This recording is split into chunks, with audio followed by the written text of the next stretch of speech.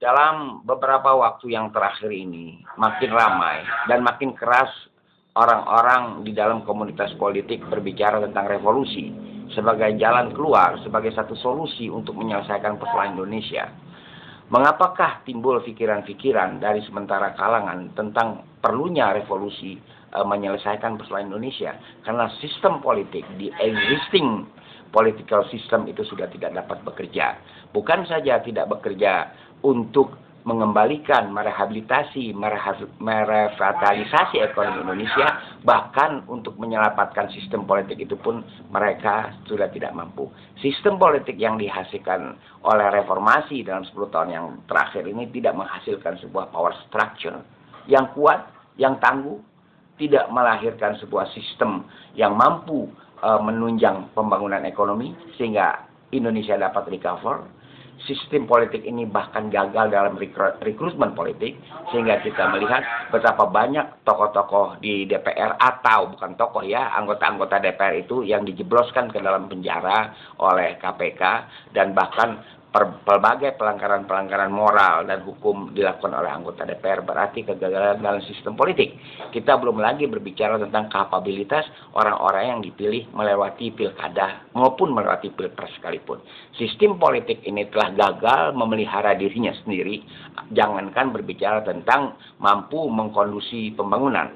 Oleh karena itu, di dalam menghadapi kemelut ekonomi yang makin menjadi-jadi akhir-akhir ini, antara lain dipicu oleh krisis energi, harga minyak per barel adalah sekarang sudah 115 US dollar.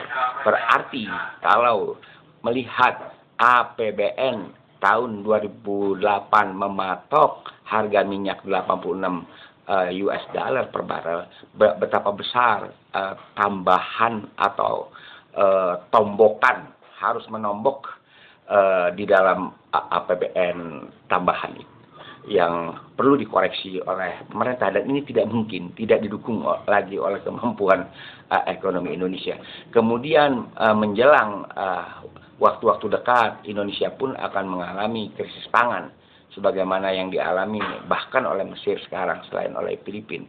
Dan karena tidak mungkin lagi dapat berlanjut dengan sistem politik yang seperti ini, sistem politik yang bahkan tidak didukung oleh rakyat. Makin lama peserta pilkada itu makin merosot, bahkan sudah 60% saja diikuti oleh rakyat Indonesia, berarti sistem ini tertolak. Makin lama makin rendah, dan sistem ini pun gagal menyegarkan dirinya sendiri. Karena itu, jikalau terjadi enigma sistem politik vis-a-vis kebangkrutan ekonomi, maka teoritis jalan keluarnya adalah revolusi. Jadi masuk di akal kalau muncul suara-suara di kalangan komunitas politik perlunya ada revolusi. Menurut saya, revolusi itu bukan sekedar ganti kuasa dan ganti sistem saja, tapi revolusi juga harus menciptakan, membangun suatu masyarakat yang revolusioner, yang mampu menghadapi global disaster. Global disaster adalah sebuah kenyataan yang hanya akan terjadi beberapa bulan lagi, merupakan puncak dari serial krisis yang diawali dari krisis moneter, krisis ekonomi, krisis energi, krisis pangan. Dan maka sigma dari krisis itu adalah disaster. Karena itu tidak ada kemampuan Indonesia dapat bertahan diri dengan sistem politik yang seperti sekarang ini. Kita harus kembali pada titik Undang-Undang Dasar 45 yang asli. Dari sana kita membangun sebuah masyarakat yang revolusioner, sebuah power structure yang kuat, sebuah sistem politik yang mampu menunjang pembangunan ekonomi. Terima kasih.